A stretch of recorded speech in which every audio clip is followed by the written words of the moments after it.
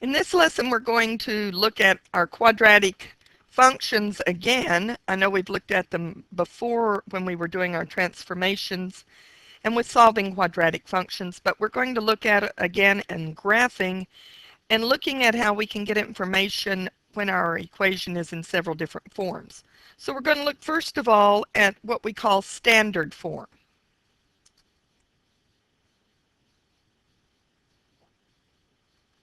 And usually your standard form is oftentimes the form that you can easily graph from. This form is f of x is equal to a times x minus h squared plus k. Now, this is very similar to the form we liked it in when we were graphing by transformations.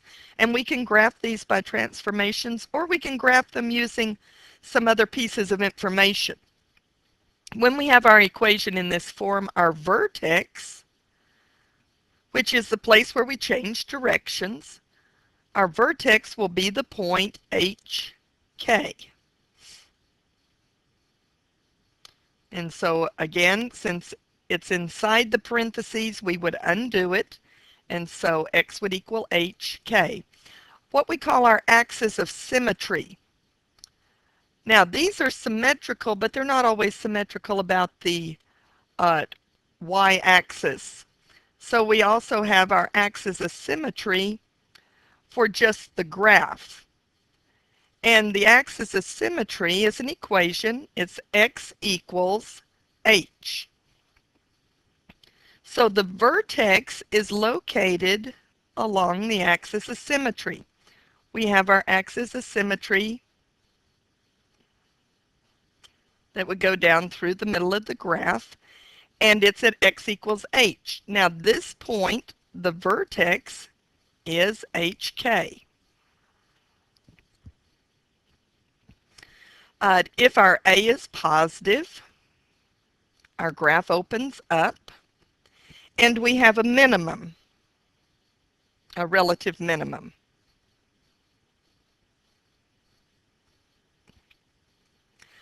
Our domain for this will be negative infinity to positive infinity, and our range will be whatever the point is for our minimum.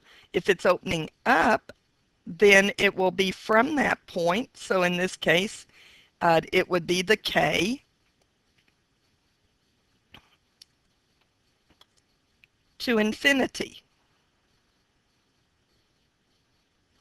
Now, if a is negative, then our graph opens down, and we have a relative maximum. Since we have a maximum, our domain is still negative infinity to positive infinity. But in this case, our range will be from negative infinity up to our k value, because it's the maximum, it's the highest that you can get.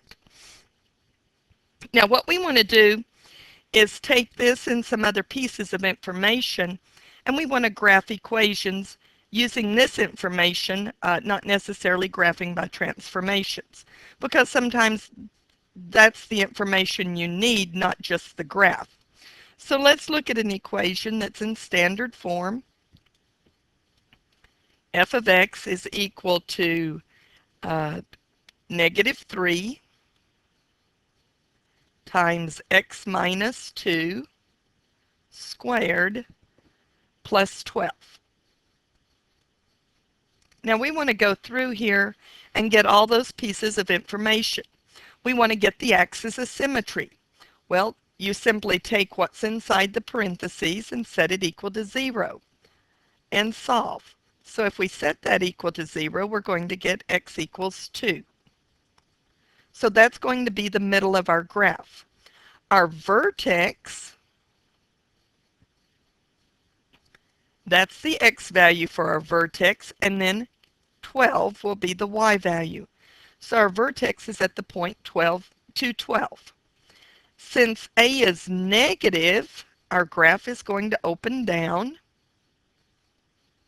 Since it's opening down, we're going to have a relative maximum. And we could go ahead and give the domain and range of this. Our domain would be negative infinity to positive infinity. Our range will be from negative infinity to 12. Since 12 is our maximum, we always go from the lowest to the highest. Now, if we put this much on a graph, at this point, we have that our axis of symmetry is at x equals 2. And so at x equals 2, we have our axis of symmetry. And a lot of times what I do is simply make this a dotted line because it's really not part of my graph. It's just something that will help me as I go through to line up my graph. So we've got our axis of symmetry, which is the middle. We can get points on one side and reflect them across.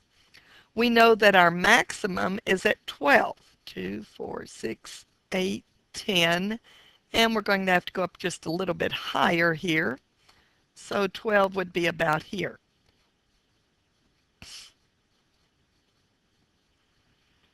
Now we know that our graph is opening down. So what we'd like to do is to get a few other points.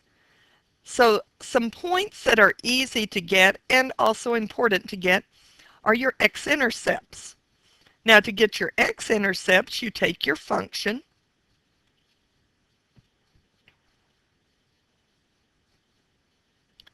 and set it equal to 0. Because your x-intercepts will occur when y equals 0. So we would subtract 12.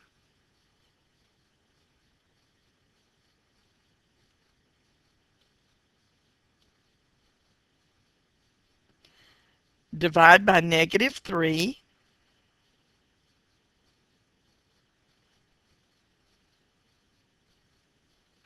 And so we get x minus 2 squared equals 4. Now we can do our square root method on this of taking the square root of both sides. So the square root of x minus 2 squared is equal to plus or minus the square root of 4. Or x minus 2 is equal to plus or minus 2. Now we need to go ahead and solve, so we're going to add 2 to both sides. And remember when we did that, we always put it in front. So we have 2 plus or minus 2. If we work that out, we've got that we're going to have an x-intercept at 2 plus 2, which would be the point 4, 0. And at 2 minus 2, which is the point 0, 0. So if we go back to our graph and we plot those, we have 4, 0 and 0, 0. Well, you can see these are the same distance from our axis of symmetry. Now we have a vertex. We have 2 points. It'd be nice if we had 2 more points. So another nice point to get is our y-intercept. Now to get our y-intercept, we simply substitute in 0 for x. So if we take our equation, which was negative 3, and we substitute in 0 for x,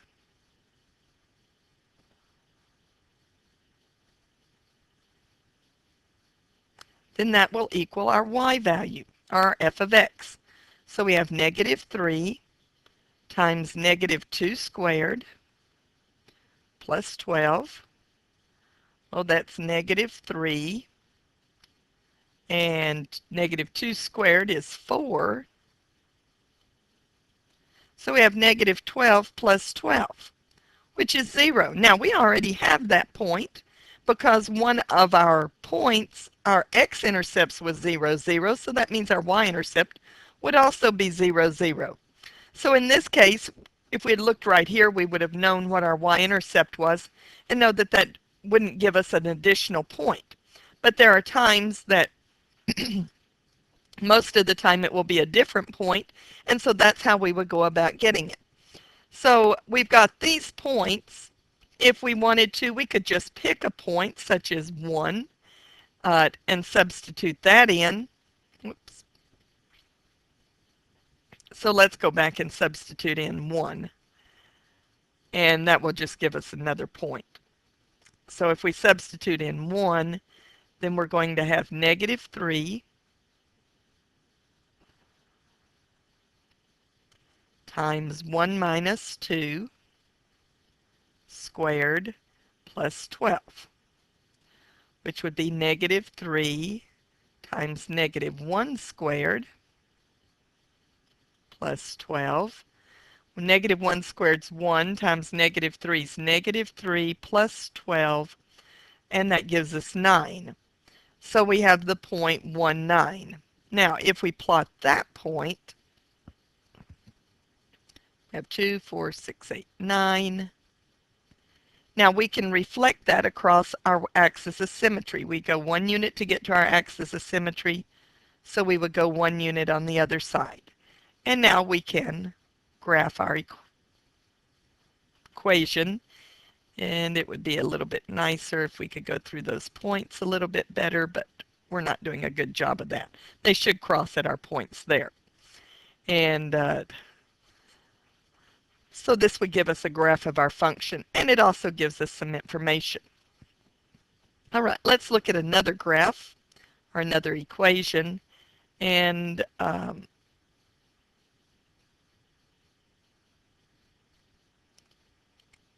okay, let's look at our equation here of f of x is equal to 2 times x plus 2 squared minus 1. Well, we want to get our information. Our axis of symmetry will be at x equals negative 2. Remember, whatever's inside we undo, so we would subtract 2. Our vertex will be along our axis of symmetry, so it's negative 2, then our k, which is negative 1. For this graph, we open up because 2 is positive. So we're going to open up, which means we have a relative minimum.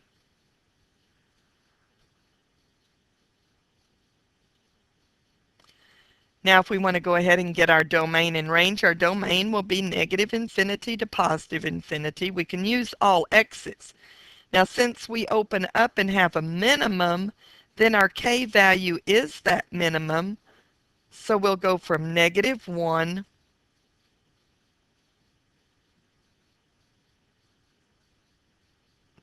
to infinity. And you can get your domain and range after you've graphed it, but it's just as easy to get it before. So if we graph these points, let's see, we're going to have that our axis of symmetry was at x equals negative 2.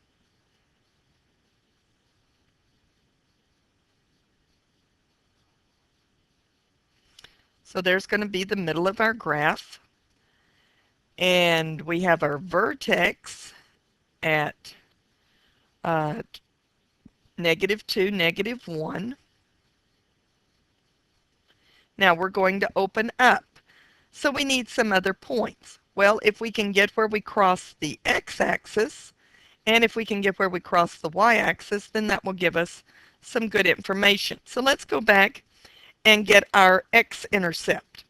Well, to do that, we have 2 times x plus 2 squared minus 1, and we'll set that equal to 0.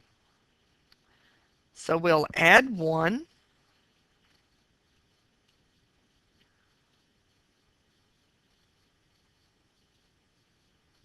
Divide by 2.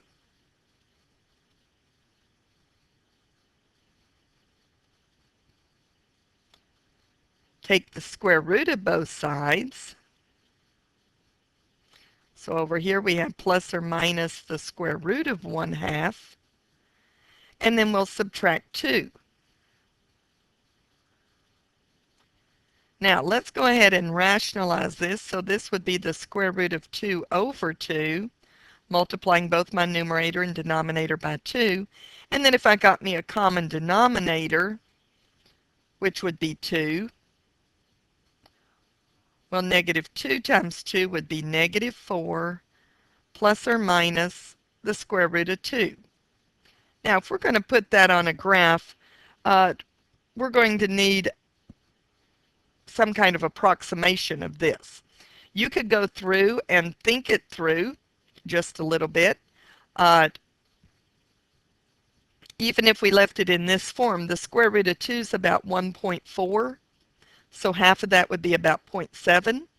So if you did negative 2 plus 0.7, well, that would be about negative 1.3.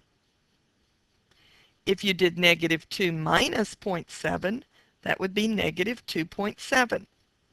So those would be some approximations. That would be one way.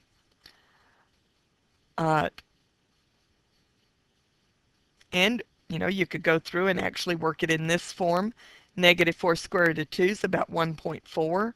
And so you could do the same thing. Negative 4 plus 1.4 would be negative 2.6 divided by 2 is negative 1.3. Or you can even go to a calculator. Okay, if we went to a calculator here and looked at this, then we would need parentheses, negative 4 plus the square root of 2, close the parentheses for the radical, close them for the numerator, divided by 2.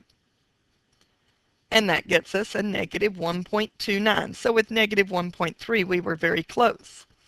Then if we wanted the other one, could just go back and pull that up. And all we need to do is to go back to here.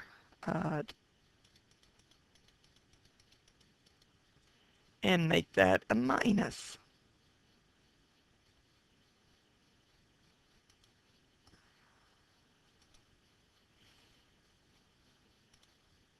Oops.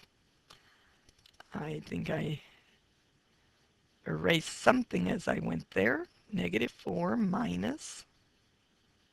Oh, I remember what I did. Okay. Let me just enter it again. I went through and here I clicked actually the minus key and not the negative key. And that will not give you the same thing. You have to be sure that in this case that we want the negative 4. Now if we press enter, it gives us a negative 2.7. Which, we were off just a little bit on that, but we were just getting an approximation as we went through. So there's several ways that you can go about getting those points. So if we went to our graph and we wanted to graph them, then we've got about negative 1.30.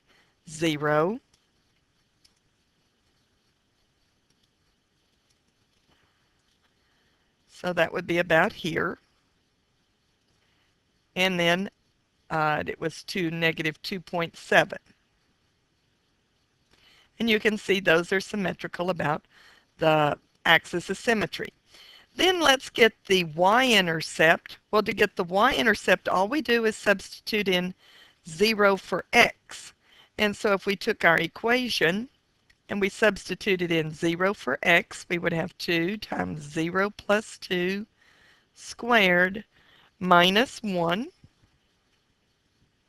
So that's 2 times 2 squared minus 1, which is 2 times 4 minus 1, or 8 minus 1, which is 7.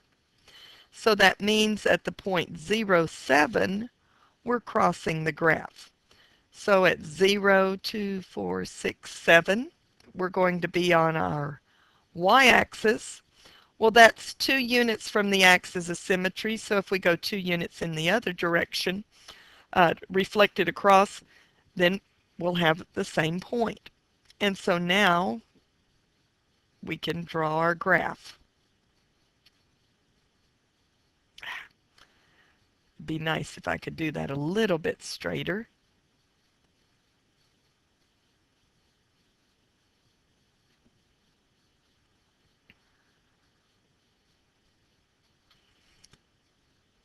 So we would have our graph. All right. And we can see from this that the domain was negative infinity to positive infinity, and the range was negative 1 to infinity. Okay, now There are times that our equation is not in standard form.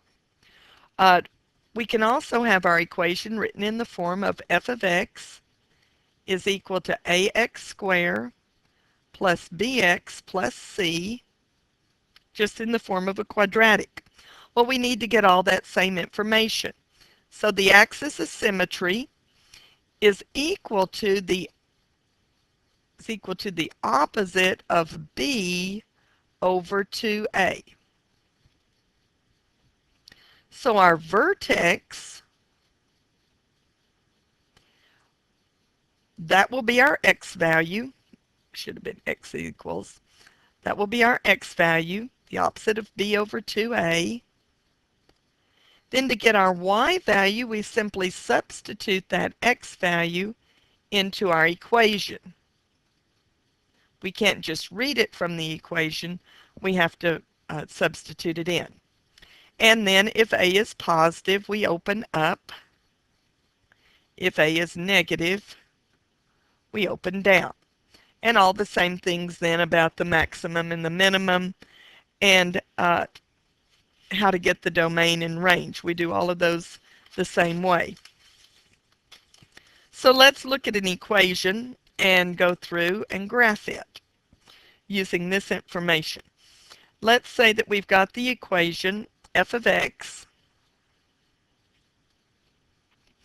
is equal to negative x squared plus 4x plus 1. Well, the first thing we want to do is to get our axis of symmetry. So the axis of symmetry is the opposite of b over 2 times a. Well, in this case, a is negative 1. So we have negative 4 over negative 2, which is positive 2. So the middle of our graph is going to be at x equals 2. To get our vertex, we have to substitute n2 into our equation. So we have the opposite of 2 squared plus 4 times 2 plus 1.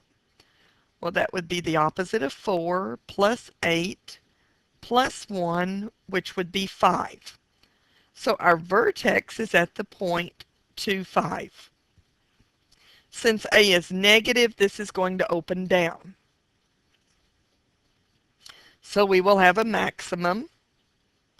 Our domain will be negative infinity to positive infinity. Our range, since it's opening down, if you want to picture that, then it's going to be from negative infinity to whatever that y value is, which is 5.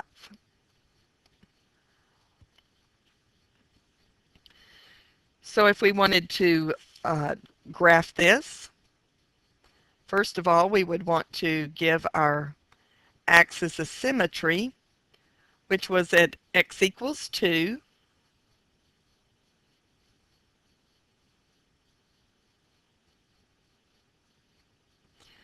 Our vertex was at 2, 5.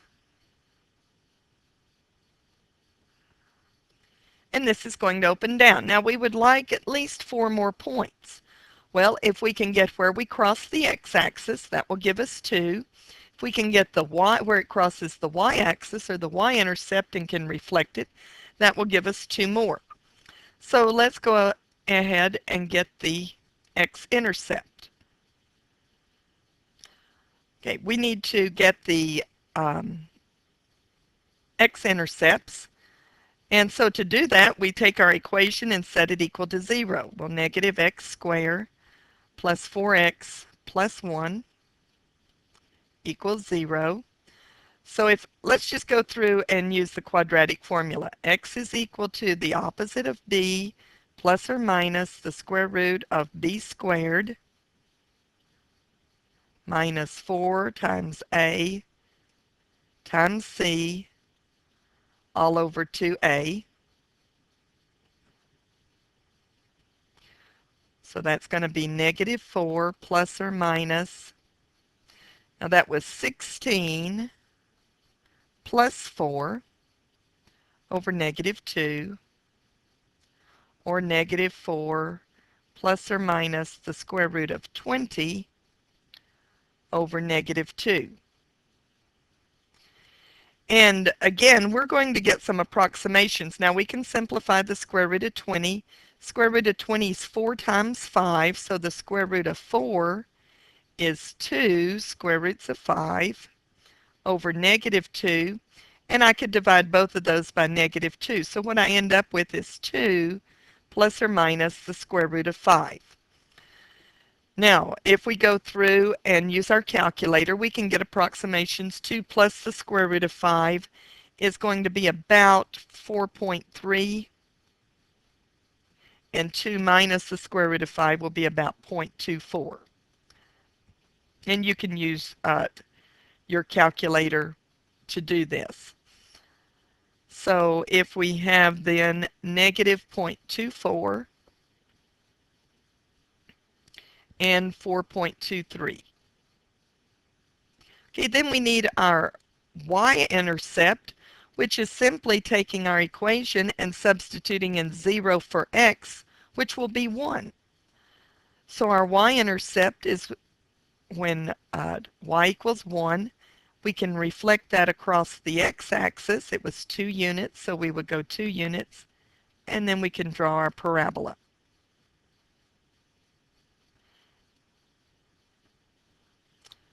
Okay, we're going to look at another one on the next session.